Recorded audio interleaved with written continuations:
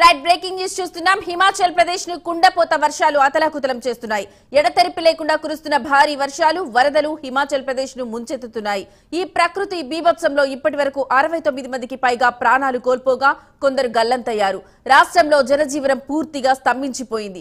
Gap లేకుండా కురుస్తున్న వర్షాలకు లోతట్టు ప్రాంతాలన్నీ జలమయమయ్యాయి. ఈ నెల 7వ తేదీ వరకు భారీ నుంచి అతి భారీ వర్షాలు కురుస్తాయని వాతావరణ శాఖ హెచ్చరించింది. నేషనల్ హైలు కోతకు గురవడంతో రాకపోకలు స్తంభించిపోయాయి. మరోవైపు రాష్ట్ర వ్యాప్తంగా 700 కోట్లకు పైగా ఆస్తి నష్టం వాటిల్లినట్లు హిమాచల్ ప్రదేశ్ సర్కార్ అంచనా వేసింది. ఇక ఇదే అంశానికి సంబంధించిన మరింత సమాచారం మా నేషనల్ బ్యూరో చీఫ్ కళ అందిస్తారు. కళ, చెప్పండి, ఈ అంశానికి సంబంధించి మీ దగ్గర ఉన్న లేటెస్ట్ అప్డేట్స్ ఏంటి? లక్ష్మి, దాదాపు హిమాచల్ ప్రదేశ్లో భారీ వర్షపాతం నమోదయ్యింది. కుండపోత వర్షంతో రాకపోకలంతా కూడా ప్రభుత్వము అంటే 48 గంటల పాటు కూడా భారీ వర్షాలు కురుస్తున్నాయి అంటూ కూడా ఐఎండీ రెడ్ అలర్ట్ కూడా ప్రకటించింది. మరొక వైపు కూడా ప్రజలు కూడా ఎక్కడా కూడా బయటికి రారాదు అంటూ కూడా ప్రభుత్వం కీలకమైనటువంటి సూచనలు చేసింది. దాదాపు ఇక్కడ మనకు దక్షిణ భారతదేశం అంటే ఏదైతే ఋతుపవనాలు ఉత్తర భారతం వైపు చురుకుగా వస్తున్నటువంటి సందర్భం అని చెప్పవచ్చు. ఒకవైపు మధ్యప్రదేశ్, రాజస్థాన్, తర్వాత మనకు ఉత్తరప్రదేశ్కి సంబంధించినటువంటి ఈ ప్రాంతాల్లో హిమాచల్ ప్రదేశ్ భారీ వర్షాలు కురుస్తున్నాయి. దాదాపు జూలై 1వ తేదీ నుంచి కూడా భారీ వర్షాలు నమోదయ్యాయి. దాదాపు మనకి 24 అవర్స్ నుంచి కూడా అటు రాజస్థాన్ కానీ ఇటు ఉత్తరప్రదేశ్ కానీ ఇక్కడ అంటే మన ఉత్తరప్రదేశ్ వారణాసి ఎంత ప్రముఖమైనటువంటి పుణ్యక్షేత్రమో అక్కడ వారణాసిలో కొన్ని మందిరాలు కూడా నీట మునిగినట్లు కూడా కొద్దిసేపటి ఒక బ్రేకింగ్ న్యూస్ అని చెప్పవచ్చు. హిమాచల్ ప్రదేశ్ లో ఇప్పటి వరకు కూడా 69 మంది గల్లంతయ్యారు. అందులో 17 మంది మృతి చెందారు. దాదాపు 42 మంది నీటి ప్రవాహంలో కొట్టుకుపోయినట్లు కూడా ప్రభుత్వం ఒక నివేదికను కూడా జారీ చేసింది. ఎక్కడా కూడా అంటే అటు మనకు ఉత్తరాఖండ్ అనుకోవచ్చు, ఉత్తరప్రదేశ్ అనుకోవచ్చు, హిమాచల్ ప్రదేశ్ ఈ ప్రాంతాల్లో ఏదైతే మనకు చార్ధామ్ యాత్ర కూడా ఒకవైపు జరుగుతుంది, ఒకవైపు నిలుపుదల కూడా చేశారు. అంటే భారీ వర్షాలు కొండ చర్యలు విరిగిపడడంతో ఇలాంటి ఘటనలు చోటు చేసుకుంటున్నాయి. ముఖ్యంగా మనకు ఏదైతే హిమాచల్ ప్రదేశ్ కి సంబంధించినది మాండ్లా, సుయేని, తర్వాత ఇక్కడ సిమ్లా ఈ ప్రాంతాలంతా కూడా మనకు హిమాచల్ ప్రదేశంలోని ప్రాంతాలు అంటే హిల్ స్టేషన్స్.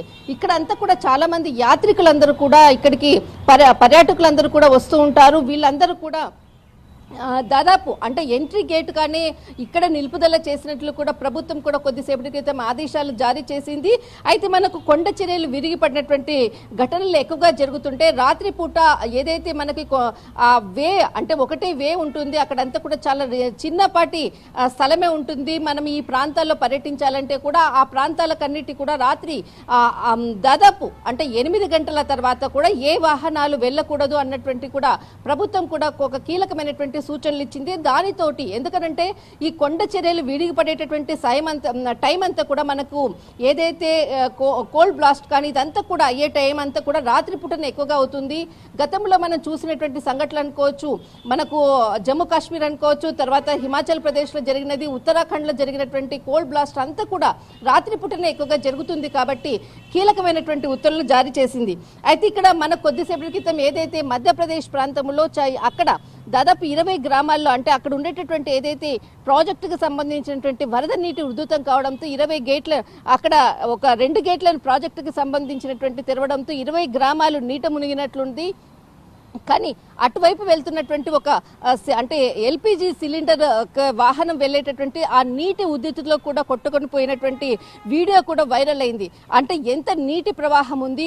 ముందుగానే ప్రభుత్వము కొంత సూచనలు ఇవ్వడంతో అక్కడ ఉన్నటువంటి ప్రజలందరూ కూడా ఖాళీ చేసి వెళ్ళిపోయినటువంటి పరిస్థితి. అంతేకాకుండా కొన్ని గ్రామాలు ఇప్పటి వరకు కూడా అటు మనకు ఛత్తీస్గఢ్ కూడా ప్రాజెక్టుకి సంబంధించినటువంటి సమాచారం కూడా ప్రభుత్వం కూడా కొద్దిసేపటి క్రితము ఇక్కడ అంటే ఆర్డర్ జారీ చేసింది. ప్రాంతాలు దాదాపు 14 గ్రామాలను కూడా అక్కడ నుంచి ఖాళీ చేయాలనేది కూడా ఆదేశాలు జారీ చేసింది. అయితే ఇక్కడ రాజస్థాన్ అనుకోవచ్చు, మధ్యప్రదేశ్ అనుకోవచ్చు, తర్వాత మనకి హిమాచల్ ప్రదేశ్, ఇక్కడ ఉత్తరప్రదేశ్ చాలా కీలకంగా ఉన్నటువంటి పర్యాటకుల ప్రాంతాలు. అటు జమ్మూ కాశ్మీర్ కూడా ఇప్పుడు ప్రస్తుతం మాత్రం అక్కడ ప్రశాంతంగా అమర్నాథ్ యాత్ర జరుగుతుంది. కానీ ఈ ప్రాంతాల్లో మాత్రం భారీ వర్షాలు కురుస్తున్నాయి. ప్రజలందరినీ కూడా అలర్ట్ జారీ చేయడం జరిగింది. కీలకమైనటువంటి లోతట్టు ప్రాంత ప్రజల్ని మాత్రము అక్కడి నుంచి తరలించే ప్రయత్నం చేస్తున్నారు. లక్ష్మి. రైట్ కళా, థ్యాంక్ యూ.